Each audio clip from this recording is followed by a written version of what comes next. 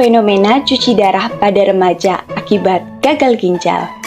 Berdasarkan data Ikatan Dokter Anak Indonesia Jawa Timur, terdapat 8 hingga 10 remaja yang menjalani cuci darah dalam sehari loh.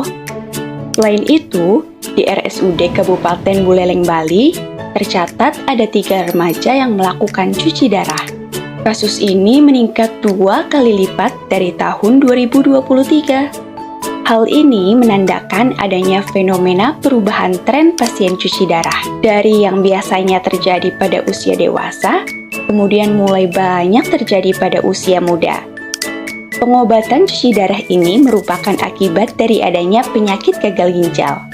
Oleh karena itu, penting bagi kita untuk mempelajari penyakit ini lebih dalam lagi. Penyakit ginjal itu terbagi menjadi 2 jenis. Yang pertama, penyakit ginjal kronis atau PGK, di mana kerusakannya terjadi dalam jangka waktu lama dan secara bertahap, setidaknya selama 3 bulan.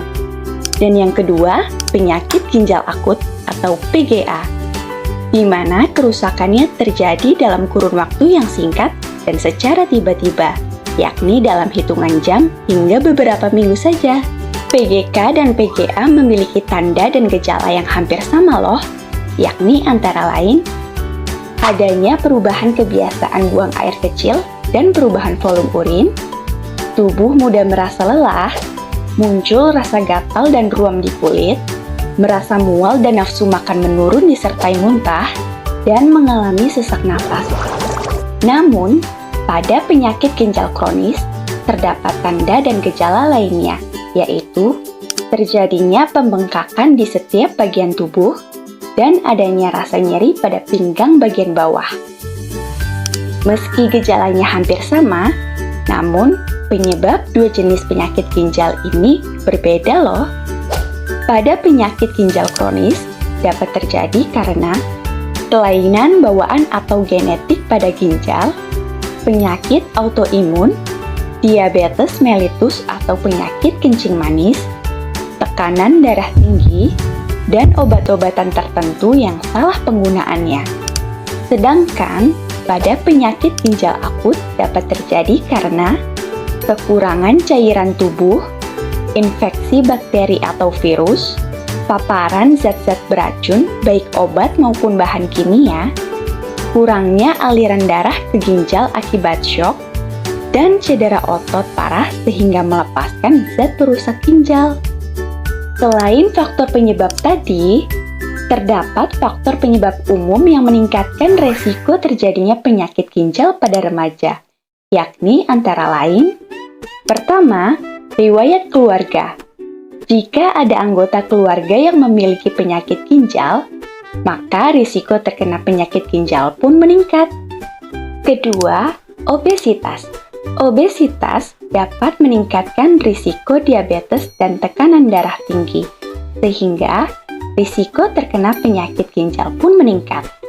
Ketiga, kurang aktivitas fisik atau berolahraga dapat meningkatkan risiko obesitas, diabetes, dan tekanan darah tinggi, sehingga risiko terkena penyakit ginjal pun meningkat. Dan keempat, pola makan tidak sehat. Misalnya, konsumsi makanan yang tinggi garam, gula, dan lemak jenuh dapat meningkatkan risiko penyakit ginjal.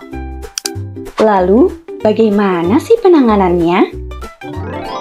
Secara umum, penanganan penyakit ginjal dapat dilakukan dengan langkah-langkah sebagai berikut.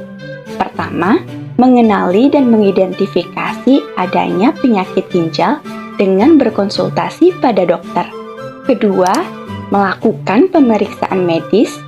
Dan ketiga, melakukan pengobatan dengan membatasi asupan garam, protein, dan kalium, mencukupi asupan cairan, dan mengonsumsi obat antihipertensi, obat elektrolit, obat antibiotik, ataupun obat diuretik sesuai anjuran dokter.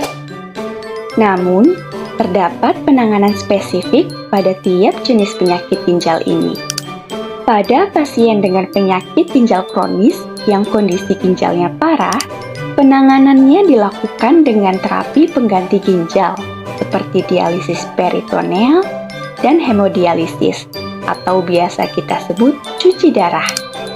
PGK dapat menyebabkan gagal ginjal permanen loh. Sementara pada pasien dengan penyakit ginjal akut, penanganannya disertai pengobatan terhadap penyebabnya, sehingga ginjal pasien dapat kembali normal.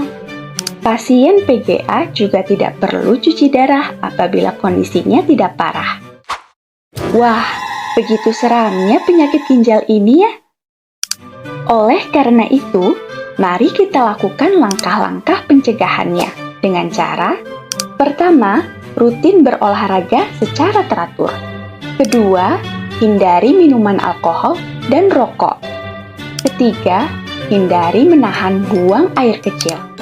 Keempat, melakukan pemeriksaan kesehatan secara rutin.